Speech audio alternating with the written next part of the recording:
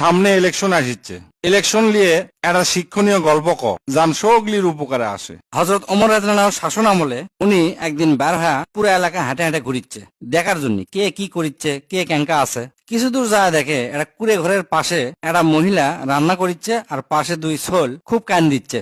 তো ওই মহিলার কাছে যা ওমর রাদিয়াল্লাহু করছে, কি ব্যাপার, তোমার বাচ্চা কান দিচ্ছে কৃষক? তখন ওই মহিলা কয়, আমার এই দুই বাচ্চা 3 দিন ধরে কিছু খায়নি, ক্ষুধার জ্বালায় কান দিচ্ছে। তা তুমি কি রান্না করিচ্ছ? ওই মহিলা কয়, আমি কিছুই রান্না করিচ্ছি না, পানি গরম করে এমনি লাড়কি দিয়ে লাড়িচ্ছি।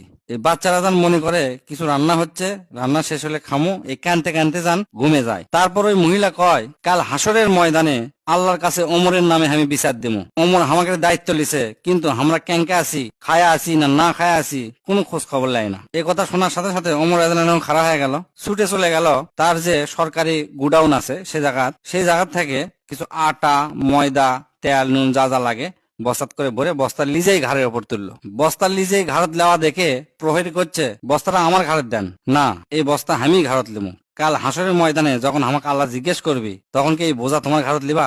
কখনোই লিবা না, অতএব আমি লিয়ে যাবো। পরে ওই বস্তা লিজেই ঘাড়ত করে লিয়ে ওই মহিলার বাড়ির যা লিজে রান্না করে ওই দুই বাচ্চাক লিজেই খাওয়াছে। খাওয়ান শেষ হওয়ার পরে তখন ওমর রাদিয়াল্লাহু ওই মহিলা কইলো, তুমি আল্লাহর কাছে হাসরের ময়দানে ওমরের নামে বিচার দিও না, তাকে মাফ করে দিও। ওমর অবুঝ মানুষ, সে বুঝতে পারেনি। তুমি যদি হাসরের ময়দানে বিচার দাও তাহলে ওমর রাদিয়াল্লাহু কোনো জবাব দিবার পারবি না। ওমর ভুল করছে, তুমি মাফ করে দিও। তাহলে চিন্তা কর, যে লোক দুনিয়ার অর্ধেক শাসন করছে, ইসলামের দ্বিতীয় খলিফা, সেই লোক সামান্য ছোট্ট একটা মহিলার কাছে এভাবে ক্ষমা চাচ্ছে। সেই একজন মহিলার বিচারে জবাব দিতে পারবি না সেই জন্য। আর আমাদের দেশের দেখ, সগলি মেম্বার হওয়ার জন্য বসে আছে, চেয়ারম্যান হওয়ার জন্য বসে আছে, এমপি হওয়ার জন্য বসে আছে, মন্ত্রী হওয়ার জন্য বসে আছে, কিন্তু তাকে আসল কাম কি সেটাই তারা জানে না। এই ক্ষমতা পাওয়ার পর তাকে কি কাজ করা লাগবে, আল্লাহর কাছে যা কি জবাব দিবি, এই চিন্তাই মাথার মধ্যে নাই তাকে।